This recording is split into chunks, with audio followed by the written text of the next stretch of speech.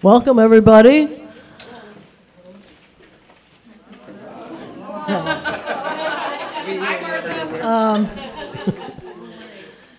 I'm Martha Lowe of the Iroquois group of the Sierra Club, and we're only one of a bunch. If you look at your program on the back side, no, on the front side, is the list of all the groups that have involved in this project.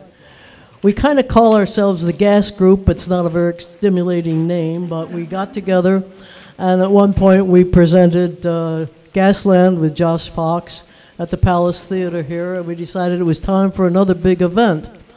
And this is the big event, and we appreciate you all being here. The way the order is going to go tonight is we have Joe Heath, who is the counsel for the Onondaga Nation, and then Barb Podulka, that'll mix it up nicely, Bill Podulka and Barb Jarmoska, who have come from a great distance to tell us about their experiences, and I hope you enjoy about it. During the time that they're speaking, there's somebody on either side keeping an eye, and they have cards and pencils. All of you people have very long-winded questions usually, and to get through this on time, we're asking you to put the question on a card. So if at any point you decide, I have a question, stick your hand up, somebody will send you a card and a pencil. We'll collect them at the end of the two speeches, and then we'll have a question and answer period for the three of them, who will be a panel up here on the front. Any questions on all of that? Oh, okay. The other housekeeping, ladies that way, gents this way. No questions? Okay. Then we'll start. I would like to introduce Joe Heath. Joe is probably our leading, he's like our mascot or our leader. Anytime you say, Joe, could you get someplace and help us out, maybe make a speech, be something, carry something, do anything, Joe always says, just tell me where and when, and there I am. I don't know how he has the time to do it all, but we really respect him for all of that, and it makes us all, gets us all inspired, because it's hard to say I'm too tired to go out tonight when Joe's out, I think, almost every night of the week, although Tarky would have to confirm that. So if you're all settled down, I'd like to introduce Joe Heath, counsel for the Onondaga Nation, wonderful friend, and a leading champion of what we're all trying to do, and that is save New York State from a disaster. Right? Right. Hey, hey, I knew I had the right crowd. Okay, Joe? Joe Heath. Oh, he's just going to give us a little update. Well, that was very sweet of you, Martha, that introduction. I want to thank you. I want to thank the Sierra Club, all of you for coming. We have two very, very special speakers. This is easy for me tonight. I just have to talk for a couple minutes, and then I can learn some more. So this is an easy event, I hope. I just want to go over some things that we've learned in the last couple of years about fracking. Most of you know these, and it's very brief. We know it's not safe. Chesapeake certainly proved that in April when they had a well blow up. They still don't know why. While fracking. We know it's not green. Professors at Cornell, Robert Howarth and Tony Angrafia, have proved that it, due to its leakage of methane at every step of the process, methane is 72 times worse for global warming in a 20-year period, that it actually comes out dirtier than oil or coal. So this line of the industry that it's a clean bridge fuel to the future is just like every other line of the industry. And the idea that we would switch fossil fuels as an answer to climate change, I know we all know now how ridiculous that is. We know it's not regulated. We know it's exempt from most of the provisions of all federal major environmental laws. We know the DEC has the same three conflicts, that it's both has to promote it, then regulate it. This is like Woody Allen cross-examining himself in a movie, how you do both of those, but then the final straw is that they also are leasing our state forests for profits. So those three conflicts are inherently bad. We know that it's cut to the bone. That's why Pete Granis was fired last year, when he had the nerve to say, we can't regulate this industry with all these cuts. We also know now, much more than we did a couple of months ago, that it's not about energy independence, because what we've seen is that these companies are now signing deals. They gather these leases. Chesapeake is the best example of that. Then they bundle the leases and they sell them to foreign companies. In Cortland County, they sold 32.5% of all of their leases to a Norwegian company, Statoil.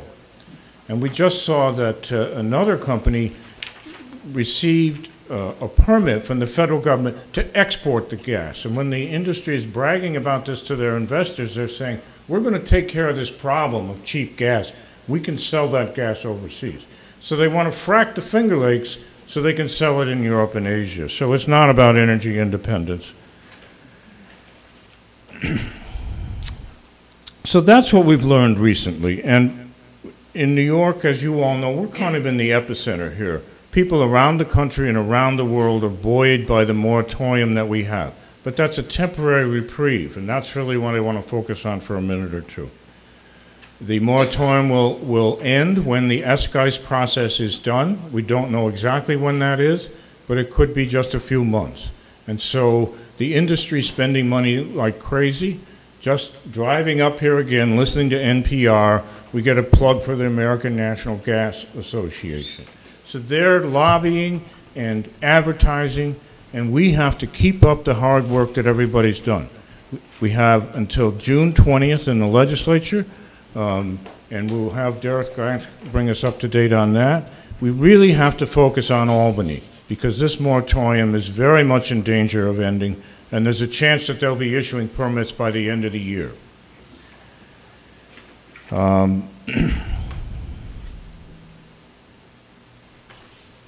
And that's really, and the other thing we have to understand is that the DEC is revising the supplemental generic environmental impact, trying to respond to all of those 1,400 written comments that people submitted a year ago, December. That is due June 1st. It's not going to come out then, they say, but there will be a new draft of that. After that, there will be a public comment period. And I really want people to start thinking about submitting about 10 times as many letters. We have to really write hundreds of thousands of letters this time because we've learned so much more in the last 2 years. So that's something to look forward to. With that, there's a legislative update that DERETH Glantz is going to give us, and I'll turn it over to her.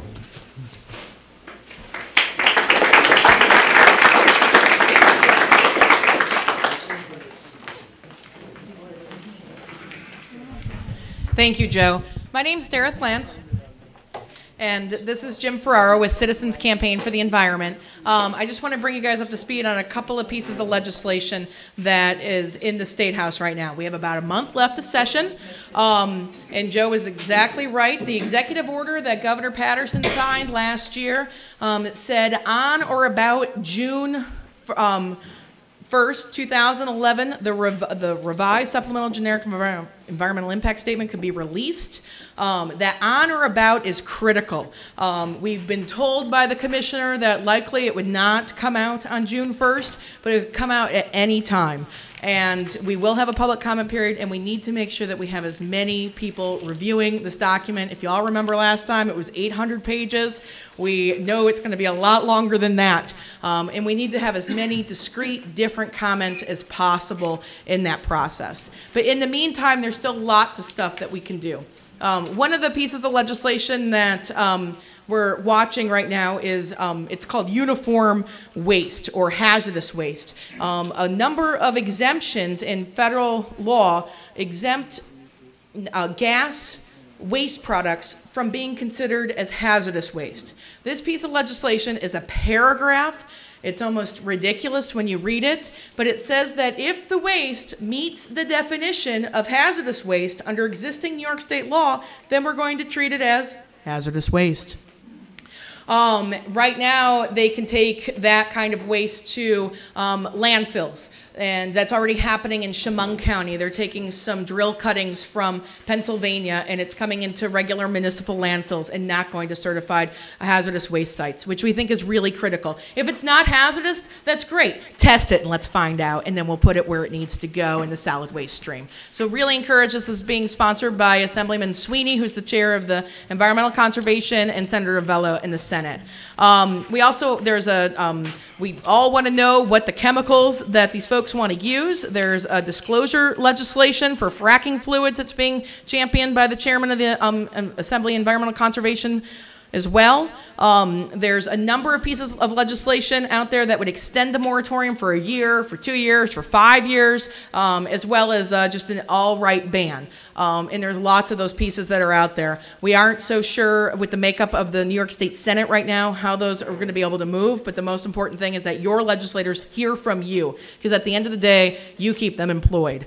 One of the key things that we always want to go back to is we talk about this S-guys, like it's a word.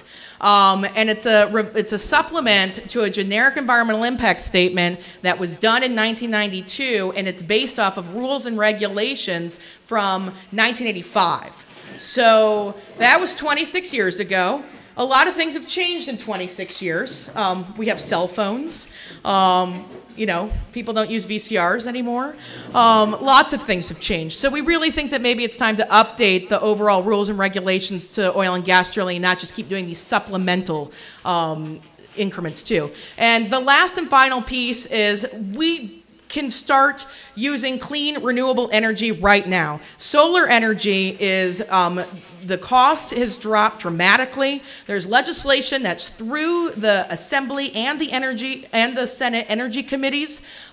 It's now in Senator DeFrancisco. Most of you are probably Senator DeFrancisco constituents. It's in his committee in finance. It's called the Solar Jobs Act. We've got a fact sheet over on our table over there.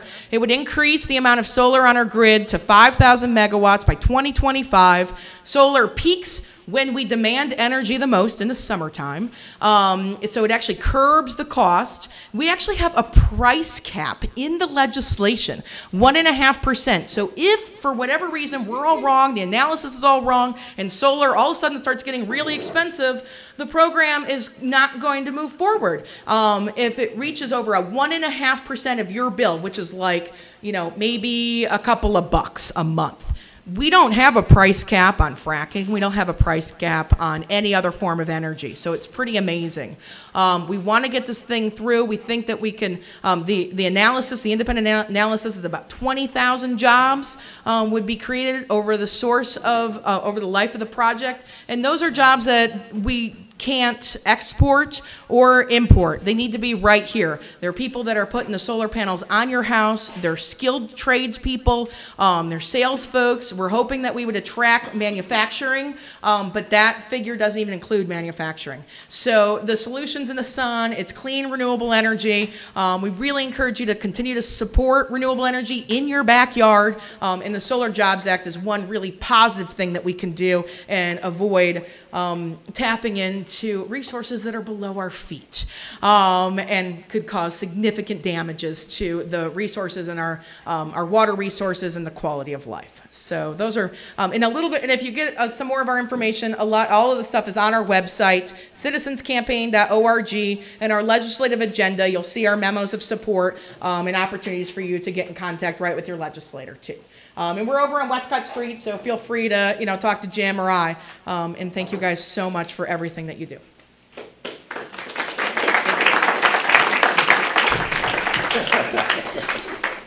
One of the cool things is that every once in a while you get to introduce like somebody who's a hero. And for me, in 2009, when I first heard about hydrofracking, and one of the things they said we needed to do in Onondaga County was to do a map.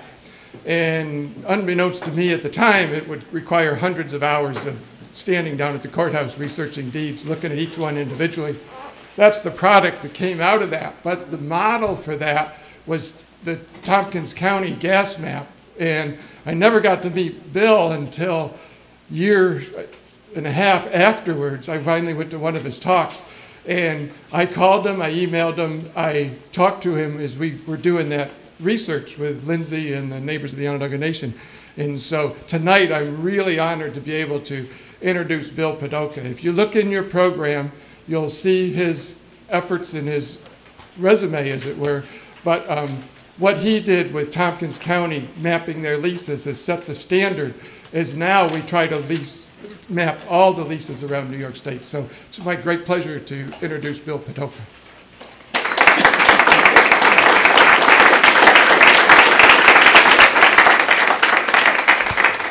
All right. Thanks a lot, Jack. So I'm here to talk to you a bit about the economic impacts of shale gas extraction. And so the talk is narrowly defined to cover that. It is only one aspect of the shale gas issue. I think we'll hear a lot more things in our second talk. I roughly divide the impacts of shale gas into their environmental impacts, there are public health impacts, there are societal impacts, and there are economic impacts. And any one of them should be enough to torpedo this deal, but I'm going to focus right now on the economics. And when I first heard about this issue, which was about 2.5 years ago, or a little less now, my first thought was, this is nuts. It doesn't make any sense for, particularly the Finger Lakes region, to do something like this because of all the other neat things like the wineries and the tourism, et cetera. But then I got involved in the issue and hit the internet and started researching, learning about it, and you got all onto the environmental issues and all very important topics. And I let that economic side sit for a while until about last summer, when I had the time finally to return to that, and I pulled together some of the resources I'm going to talk to you about tonight. I am not standing here as an economist. Okay, this is not my research that I'm showing you. I'm a physicist. And so the first question usually is, so what gives you, the ability to speak about this? And what I usually say, only half flippantly, is, well, I can read. And what I mean by that is that there is a lot of information out there, both on various sides of the issue, as you will see.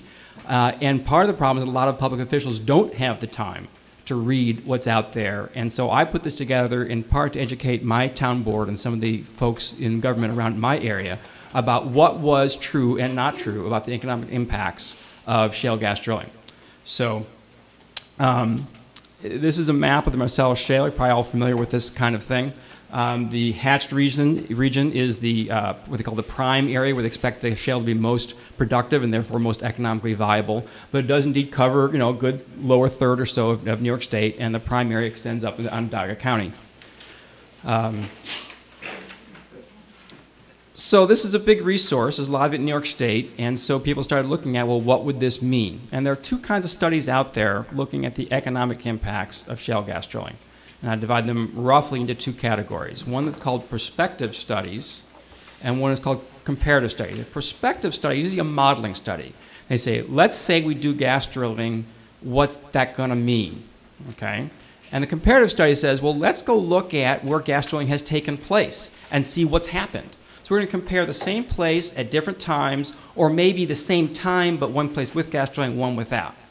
And my bottom line for you tonight is that there's a big disconnect between the results in the prospective studies, which uniformly have these glowing, amazing results of thousands, tens of thousands of jobs, millions and millions of dollars, versus the comparative studies that have generally shown a much more, at best, mixed, if not negative result on the economies of the areas in which gas drilling is taking place. And part of what I'm going to try to do is sort of help explain why there's that disconnect. I will say that there are some now more sophisticated studies coming online, I'll point to that as we go along, that are starting to tease apart some of the real complex nature of this. So first off, some of the prospective studies, and I have the full sources over there by that display where it says R.O.U.S.E. There's a sheet of paper that says sources used in this talk, and so the full citations for everything I talk about are there. But there have been a couple of reports out of Penn State. The first one was called the Emerging Giant, and then there was a follow-up a year later. And there's also was a report done for Broome County on the potential impacts in Broome County. And those I'm focusing on particularly because they were used in the draft supplemental generic environmental impact statement as a justification for going ahead with gas drilling because of its economic benefits to New York. So I'm drawing on those in particular because I want to point out some of their weaknesses and flaws. There's also been some work down in Texas by the Perryman Group and a couple other studies that are not included here, but some are referred to there. There's also been some case studies. People have gone out indeed and looked at one particular area and said, what's happening today? And Jeffrey Jacquet has a great publication called Energy Boomtowns and Natural Gas on that. And more recently, Susan Christofferson and Neil Reitor have done something through Cornell called, again, long title, I summarize it as Energy Consequences. Again, the full title's over there. And there's some comparative studies that look at, again, either over time or cross distance at various things that I will refer to at the end. So that's where we're kind of going. I've also drawn on some critiques of the modeling. David Cage and Annette Barth have put out some good stuff. Susan Christofferson has, and there's a Pennsylvania Budget and Policy Center. So I'm here, again, not as a researcher, but sort of as a teacher, someone who's pulled together a bunch of information sources and going to try and tell you what they say and what the story is that they tell you. So first on these prospective studies, out of Penn State and for Broome County. Now, well, I said I'm a physicist. I did, as part of my degree, have a minor in economics. So that basically means I have a sort of a casual interest in economics. But the one thing I learned that I never learned in a physics class was when you see a study, the first thing you do is you look at who funded the study, which is not something we usually worry about when we're trying to figure out what the protons and electrons are doing. But it is important when you deal with public policy issues in economics. So the Penn State reports were funded by a group called the Marcellus Shale Coalition, which doesn't tell you very much unless you've already been involved in this business for a while. It turns out that the Marcellus Shale Coalition is a lobbying group, basically of gas exploration companies. And they forked over a bunch of money to some researchers at Penn State and said, you know, talk to us about economic impacts. And it should not be a surprise that they found lots of positive economic impacts. And it's true in medicine, it's true everywhere, that the funding source is the primary determinant of the result of the study. So the lead author on this was Timothy Considine. He has since left Penn State and is now at this place called Natural Resources in Wyoming. And what they did was used an economic model called IMPLAN to calculate some of the economic impacts of gas drilling in the region. And more on IMPLAN in a little bit. There also was this Broome County report that came out a couple of years ago as well. And this was actually funded by Broome County, so your public servants at work. They, however, decided to hire this guy, Bernard Weinstein, to do the study.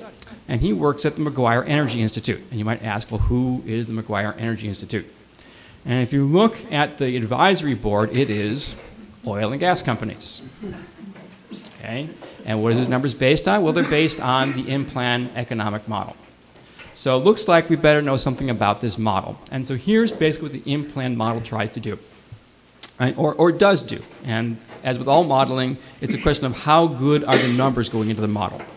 So you can have a gas company, and they're going to spend some money. They're going to go buy gravel to make their well pad.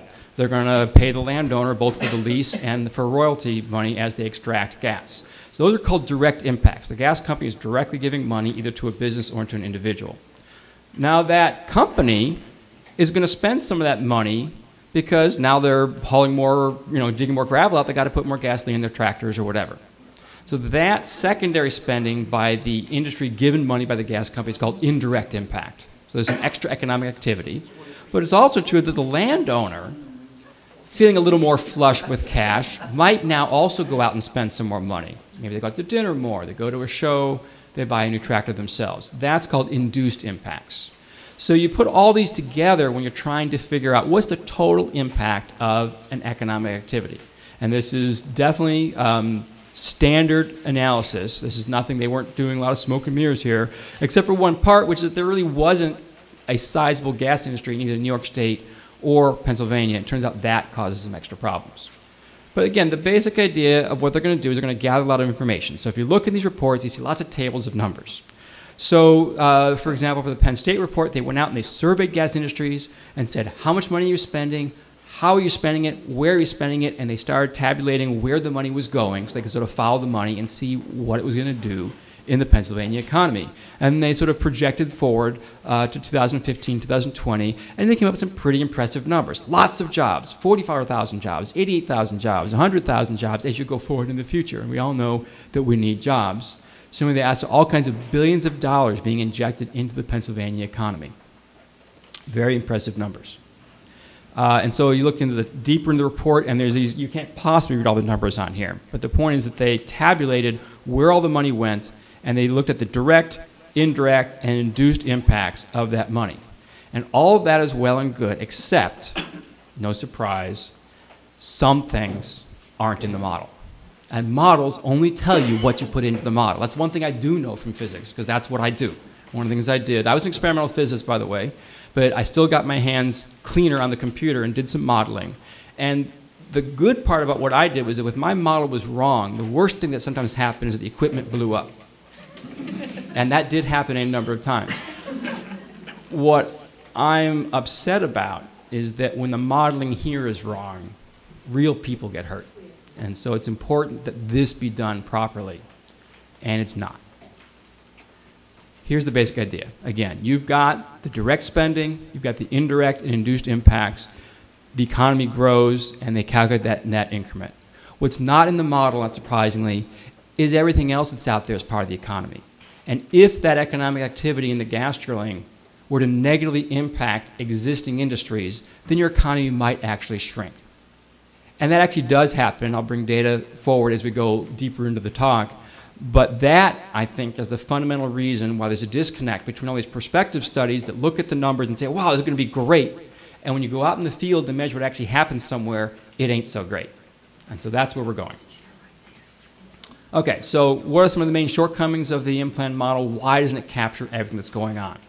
The first thing is that it doesn't account for things that change in the economy due to the gas drilling. So it's one thing for gas drilling to come to an area, but when it does, there's a huge demand, a lot of resources, so prices tend to go up.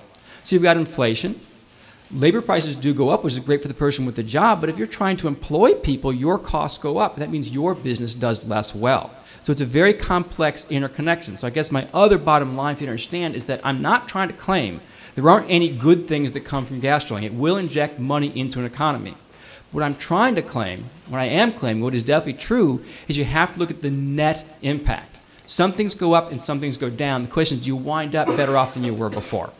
And by and large, you don't. So because they don't incorporate that inflationary pressure on things, they overestimate how much benefit comes, because it turns out other industries get dragged down. It also doesn't account for a lot of other costs. And we're hearing a lot about the environmental costs now in Pennsylvania. The damage to roads and bridges. Healthcare, people are sick more often if the air is more polluted, right? All those things are costs that aren't captured in that model. And so it's a one-sided picture. It only looks at the pluses. It doesn't look at the minuses. These industries, the gas industry is not a large industry in New York State, and it was not a super large industry in Pennsylvania, and it's becoming a much larger industry. So trying to incorporate that properly in the model is not an exact science. And in particular, these reports didn't go through a peer review process. So we don't have necessarily rigorous standards for how that was done. And indeed, some of the parts of the model don't look so good when experts have looked at them. This Pennsylvania budget group looked at it and said, you know, these numbers are way out of whack in terms of how much extra benefit you'd get from the spending compared to other folks who have looked at these kind of problems elsewhere in the country. And the answer by COUNSEL was, well, we've done a better job than anybody else, so our numbers are better. But if you look more carefully, they were looking very early in the gas drilling process. They were saying a lot of the money spent by these companies stays in Pennsylvania, and that was true in 2009 because they were giving lease payments. They were paying to sign your land up on a lease. Well, guess what? 3 years down the road when they're drilling, they're not giving money to the landowner anymore. They're buying pipe, which maybe is made in Pennsylvania, but more likely is made in Texas. They're paying an accountant who probably lives in Texas. So the money is not going to stay in Pennsylvania as much as this model predicts. And that's one reason why it overestimates impacts. And finally, this only gives us sort of a snapshot of what's going to happen while the drilling's going on, because that's what they were asking the companies about. It doesn't tell about the long-term impact of the gas drilling. And Susan Christopherson of Cornell is the one who's really been pushing this idea that you have to understand that any resource extraction, because the resource is finite, has two phases. It's got the extraction part, which is called the boom part, and then the stuff is either gone or no longer economical to extract, and there's a bust. There's a time when you don't have the resource to extract anymore. So my third bottom line for you is, we've got kind of a shot at this. It's kind of like the young family that got the family inheritance, and they finally have a chunk of money. And if they blow it, they've blown it. It's gone. So this natural gas is here now, but if we spend it, it's gone. And it might be we find a better way to get it out in the future, or a better way to use it than burning it up in our flues in the future. So let's think real carefully about this before we do it. So the question is, what happens when the drilling ends? So I want to take you through a couple of more critical reports then that are comparative studies that have looked at what's happened where gas drilling and other resource extraction has taken place. So all resource extraction, whether it's metals, whether it's oil, whether it's gas, have certain similarities. And that is, again, it's a finite resource. It's there. They're often located in rural areas. The industry moves in, extracts the resource, and then leaves. And they go through this boom and bust period. And so this guy, William Freudenberg, who unfortunately passed away just last December, had a seminal paper in the early 90s in which they looked at studies of what had happened in communities where gas drilling and mineral extraction and oil drilling and coal had taken place. And they looked at studies done in the 60s, 70s, 80s, up to early 90s, and said, what happened? So first off, same kind of analysis, like let's look at what's going on here. Is this going to be a biased study? So it was basically government money. So the USDA gave some money because he had a student working on this project, and so she was supported by government money. And he was paid by the state of Wisconsin. He was at a state school at the time at Madison. And so basically he said, I didn't really get a grant to do this research. He sort of did it on the side. So it really was his salary that supported him. I think he called it a hide grant. It came out of his hide. So again, Bill Freudenberg, quite a well-respected researcher in the economics field, and then a graduate student, Lisa Wilson. And what they actually did is they did what's called like a meta-analysis. They went and did a review paper where they reviewed studies. They didn't do the actual numbers themselves, but they went back to the studies and compiled all the results from all these studies. Basically about 300 or so separate results from about 17 or 18 different studies that were done of the economics of resource extraction. And to be in his final set, you had to have several things true about your study. First, you had to have enough data to make the study kind of worthwhile. So you had to have data either from one location over 10 or 20 years, some number of years, or you have to be like different places, a lot of different places that can look across the country. It has to have actual numbers in it, not just, oh, we thought it got better, we thought it got worse. It had to have some sort of quantitative number in it. And they had to assess some of the big three economic things, either the income, unemployment rate, or poverty rate. Those are kind of the big three criteria that economists like to use. And finally, the area had to be predominantly rural. And I'll get back to that a bit later in the talk as well. But basically, it meant that it was kind of like rural, sort of like upstate New York. But it turns out that places like Tompkins County didn't quite count because there's like, with Ithaca and stuff, that was a little bit too urban even for him. So they were really, really rural type places. And we'll talk about what that might mean later on. So here's what he found out. They looked at all these different results from all these different studies. They found out that in only about a quarter of the cases did the location, was it better off due to resource extraction. A quarter of the cases. So it's kind of like, playing Russian roulette where 3 of the 4 chambers have bullets in. Only one time are you going to survive. So it doesn't sound very good odds to me. And the very, a fourth take-home message to any public policy people in here is that at the very least, we should be looking at what was true in those 25% of the cases. What was their magic, or is it just luck? Is there something we can do to make sure that's where we wind up? My own feeling, having looked at a lot of other aspects of gas drilling, is that that's not going to be true here. But that's a longer story we'll get into in question and answer if people want to. Some of the details of what he found were that, again, the picture actually is very complex. It's certainly not as simple as everyone got better, everyone got worse. So on this graph, all I want to point out is they looked at 3 different things: income, poverty, unemployment. So that's up and down. Income, poverty, unemployment were the 3 graphs. And they looked at how many times did it get better, that's the good category, how many times was it unchanged, that's the neutral in the middle, and how many times did things get worse, that's the bad. If you look at the unfavorable outcomes, you'll see that for poverty rate, about half the time, the poverty rate got worse where there was resource extraction, not better. And unemployment got worse in about 60% of the cases.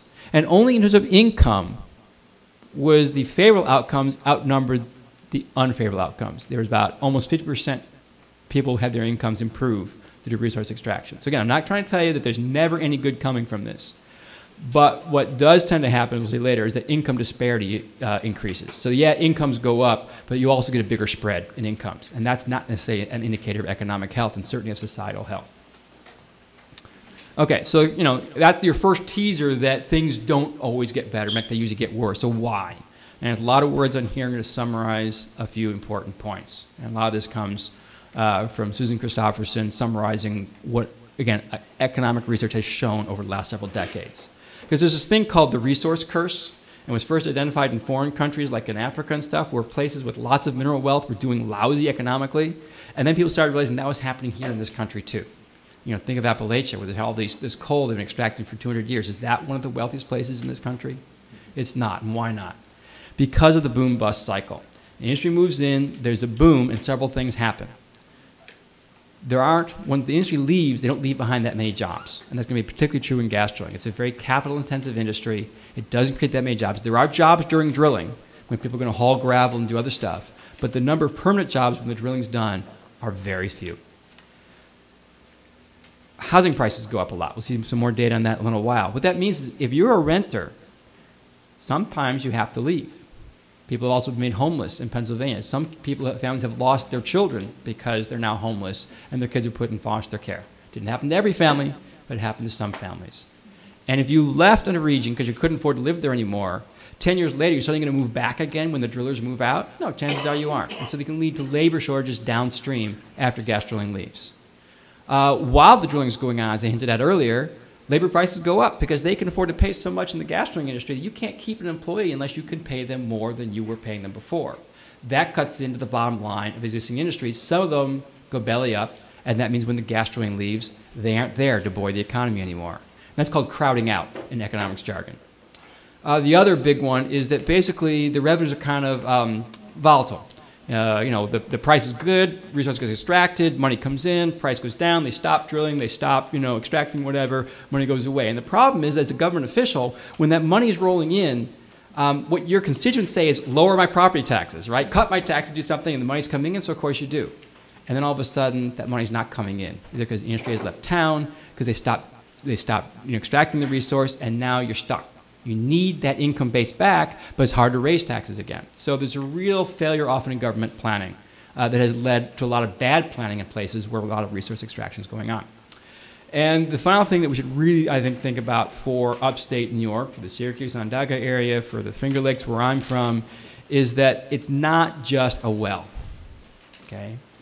One thing, it's tens of thousands of wells. It's the gas lines. It's the places that people have to live who are going to do all that drilling. They call them man camps. It's where they store the equipment. It's where they stage everything. It's the gravel quarries that have to be created because every pad has all the gravel put on it. It's where they extract the water from. It's from where the wastewater has to go. It's the disposal areas of the solid waste. It's the compressor stations. It's the gas storage facilities, like it's being talked about in Seneca. It is a regional impact that industrializes what is currently not a major industrial area. And what does that do to the wineries, to the tourists that come and visit the wineries, the bed and breakfasts, the students that come to Syracuse University, that come to Cornell, that come to Wells College? Is that still where they're going to want to come? So there are definitely negative impacts on existing industries, and we'll get to some of those numbers at the end too, that I'm particularly concerned about for upstate New York. Okay, so a couple other studies to show you. Headwaters is a nonprofit economics research group out in Colorado that has done a number of very good studies on various topics. And one of the topics is energy extraction, because for the Western economies, energy extraction has been a big part of them for a long time. So in 2008, they came out with one study, and they updated some parts of that in 2011. So where's their funding come from? Basically, they're a nonprofit research group, so they get money from federal agencies, the Bureau of Land Management, various charitable foundations give them money, and finally, they get some state funding. They are in the state of Montana.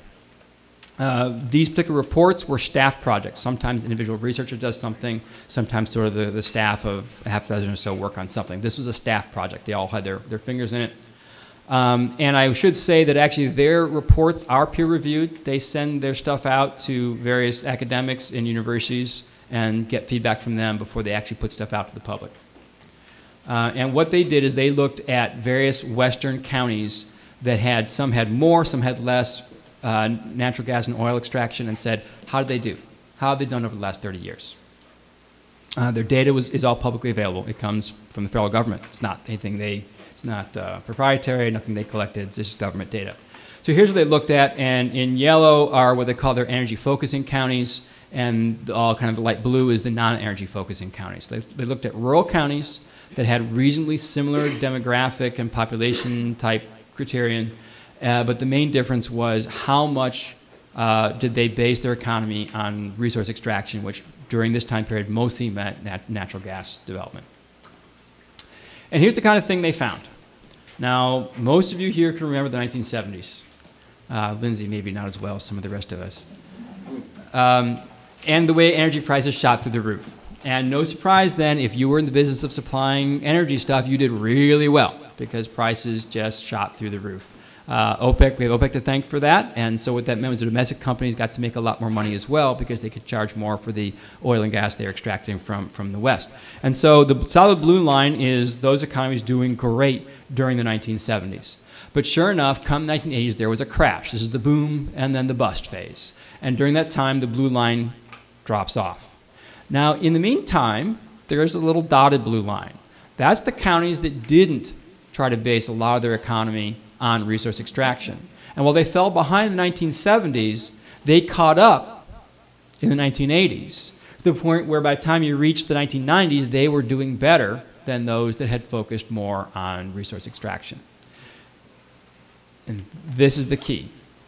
It's not, do you have good times when you extract the resource? It's, how do you set yourself up best for long-term economic growth? And this is one of the pieces of data that says the way you set yourself up is to not go into too narrow a focus and to not let the energy industries negatively impact other things that are helping your economy. What they found in general was that those counties that had more resource extraction had less economic diversity, and most economists say the more diverse you are, the better you are. Their economies grew more slowly. Again, that was a personal income graph there, but that's the kind of thing we're talking about, is that various indicators in the economy grew more slowly. And here's the resource, income disparity. They had a larger gap between high and low income households in those that had more oil and gas extraction.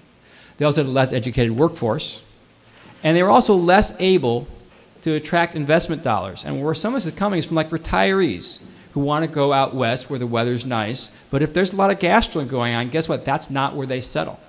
Makes sense. So if the area is unattractive to people coming in, then new capital, new stuff isn't coming into the area. And so that is one of the reasons why those economies performed less well going forward out of that boom phase in the 1970s. So all these things are bad for economic growth. So here's another clip from their study. So what I want to point out here is, so there's three different colored charts here. On the leftmost one, that's the 1970s, energy boom.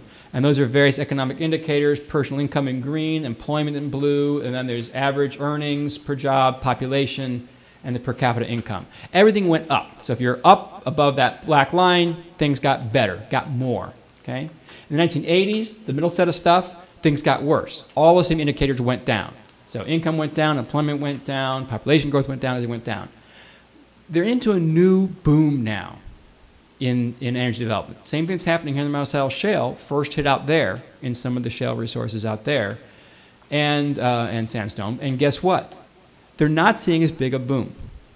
And one of the reasons for that is that their economies are much more complex now. They're actually much more like the upstate New York economy today than in the 1970s.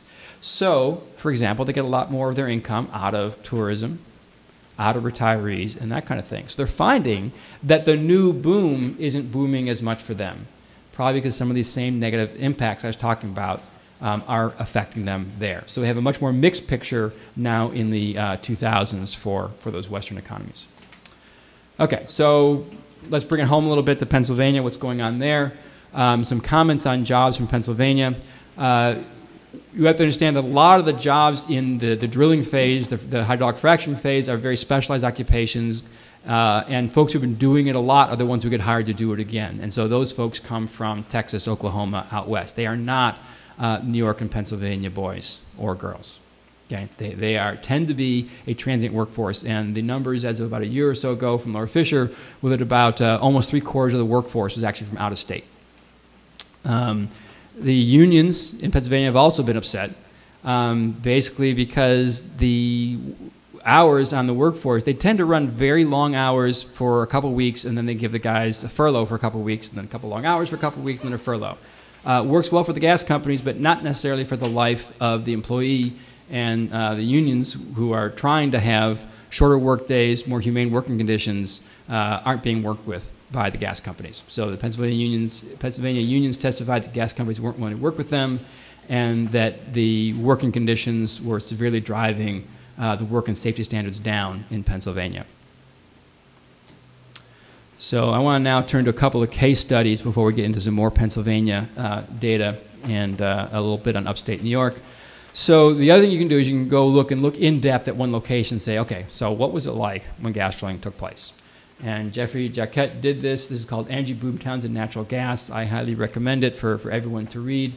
It's not necessarily a totally anti-gas publication, but it gives you a real honest look at what happened in Wyoming during some Sublette County in Wyoming. So who funded the study? It was a rural development group, Northeast Regional Center for Rural Development, and the USDA gave them some money for that. And that's basically an academic group. So extension agents, professors, government officials. Jeffrey Jacquet is currently a PhD candidate at Cornell at the time he was working at Penn State when he did that report. And he looked at what actually was spent and happened to prices in Sublette County, Wyoming. And here's roughly what he found. He said, sure enough, unemployment declined. Because indeed, there are jobs created, at least temporarily, during the drilling phase. So the drilling phase there is this 2004 to 2007 period. So unemployment went down. Wages went up. Again, gas companies can afford to pay high wages, so the median wage increased significantly in what is a very, very rural county. And indeed, the biggest gains happened in a particular industry, the mining and then the building industry. But at the same time, inflation went up. So inflation went up from a couple percent or so earlier in the decade to 7 to 8%. But if you looked at Wyoming as a whole, the inflation rate in Sublette County was twice what it was elsewhere in the state. Okay. Similarly, housing prices went up. We'll get to that in a minute. So the other thing he said is, well, let's take a look at what's going on with some of the government expenditures. So here's a scatter graph, the line through it, of the number of EMS runs. And on the bottom is the number of what they call monthly drilling rigs. Basically, as you go along the bottom axis, you get more and more drilling. And what it is saying is that as you have more and more drilling, guess what? The emergency services get called upon more and more. And we talk a lot about road damage and getting agreements with gas companies to pay for road damage ahead, so we, the taxpayer, aren't paying for it. But we, the taxpayer, are paying for all that extra time by emergency medical services. Not to mention the training they need to handle the new kinds of tasks they're being asked to do when they have to respond to some of the emergencies. So what actually happened in Sublette County for several towns is there were a couple of towns that broke even. They got all kinds of extra tax revenue from the gas drilling taking place, but they spent it all compensating for all the problems gas drilling was causing, things like the EMS runs. And there was a third town, Pinedale, that actually wound up spending more than they got in. So for them, it was a negative impact. So, not that our governments are supposed to be in the business of making tons of money when gas drilling comes to town, but the reality is that dollars are waved in front of their faces saying, look at all the revenue that's going to come in. But you have to look at what's also leaving out the back door. In Pennsylvania, there's a lot more drilling taking place, and people are starting to look at what's happening in Pennsylvania. The problem has been it's hard to get a lot of data and a lot of good data, but some stuff is starting to come out now. So here's an example of population changes. In the back, you probably can't, hopefully you can see the colored lines a little bit. Basically, these researchers looked, this is Susan Christopherson and Neil Reitor, looked at, let's look at what happened with population change in Pennsylvania, where there's drilling and where there's not. And what they found is statewide population increased about 5% over the period they looked at from the early 90s through just about 2010, 2008. But if you looked at where gas drilling was taking place, that's the bottom ones, the population declined by about 2 or 3%. And if you look at the counties right next door to the ones where gas drilling is taking place, those are the ones in the middle there. They didn't quite go up as much as the state as a whole, but they went up a little bit. So it's not just that, oh, well, those counties where gas drilling is are different than the state as a whole. They are, but the next door counties did much better in terms of population retention. Now, this kind of surprises people who live like in Bradford County and elsewhere, because all they see is people running around everywhere and their roads clogged with trucks and stuff, but that's the fact that the people that are there don't live there. They're transient workers. So when the census data is taken, so when the 2010 census came out, Bradford County found that its population went down 2 to 3%. Even though there's a lot more people around, a lot more people demanding government services, but they aren't paying into the system because they aren't actually residents there. So here's what Pennsylvania is telling us. Now I'm going to give you a few anecdotes. A number of officials from Tompkins County went down and met with officials from Bradford County and just interviewed them, and I've just extracted a few things from the comments they heard. So we've seen some prospective modeling studies. We've seen some comparative studies. We've seen a case study. This is the other kind of evidence, which is an anecdote. And you can always find an anecdote on either side of the picture, no doubt about it. So I'm not going to try to say this is going to prove anything. But this is what people who are living with it day to day say is happening. There's congestion. Shopkeepers are saying, you know what? I'm getting less traffic into my store because all those trucks are blocking things out there. No one can get to my store. Government officials saying, my office has half the people it used to have because they left to get a job in the gas industry where they're paying better. I can't get new staff. There are increased demands on the fire and police. Their EMS runs have increased, just like we saw out in Wyoming. This story gets repeated over and over where gas drilling goes. Housing. Rental housing prices have gone up 3 to 4 times in Bradford County. So what one official report is that something used to rent for $250 now rents for $800 to $1,000. Great news if you're the landlord, not so good if you're the renter. And this is the other thing about gas drilling. Part of what it does is shift resources. So again, I'm not going to say that no one's going to get wealthy. If you own a gas station, if you own certain kinds of restaurants, if you own a gravel mine, you're going to probably make a lot of money when gas drilling comes to town. But if you're the other 90% of the people that live in that town, you're probably going to lose money because your groceries are going to cost more. Or as they found here, if you're a farmer and you need that gravel or you need that metal for your farm, you're going to be paying more for it. If you're a farmer trying to ship your milk, as has already happened in Pennsylvania, even southern New York, you're going to pay more for the trucking because the gas companies pay more for trucking, so all the trucking rates have gone up. Similarly, they found that tourists are getting crowded out of the hotels in Pennsylvania. They're full, which is great for the hotels, but not so good for the places that want the tourists to come because the tourists can't come anymore. There's no room at the inn.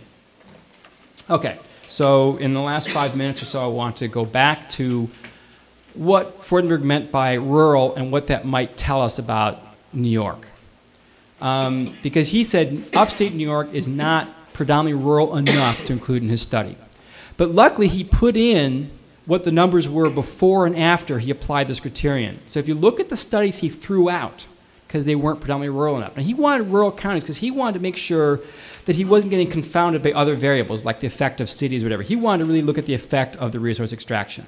But it turns out, and there's no explanation of this in his paper, that if you look at what he threw out 62 different results, and 51 of them were bad, and only 11 had positive impacts. That means in what he threw out, 82%, not 50% like I showed you before, but 82% of the results were negative. And that's what the numbers say.